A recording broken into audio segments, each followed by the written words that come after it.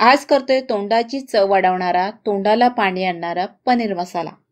पनीर स्वच्छ पाण्याने धुवून घ्यायचं, कट करून घ्यायचं, नंतर कढईमध्ये थोडंसं तेल घालून तळून घ्यायचं। कढईत तेल गरम झालं की त्यात जिरे, कांदा टाकायचा, फ्राय करायचा।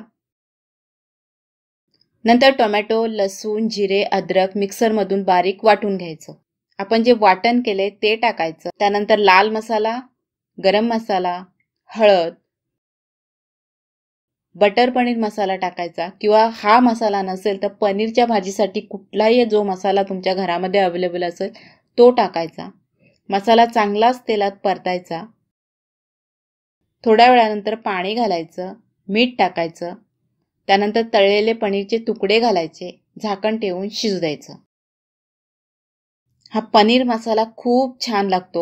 मी ज्या पद्धतीने बनवले त्या पद्धतीनुसार मला तर खूप आवडला। आता तुम्ही दुसरा मसाला वापरला तर त्याची चव थोडी वेगळी होईल, पण बटर पनीर मसालाचा सेम मसाला समजा वापरला तर ही जी डिश आहे ती खूप स्पेशल होते। स्पेशल डेसाठी एखादे पाहुणे वगैरे येणार असतील तर ही भाजी बनवण्यासाठी बेस्ट आहे।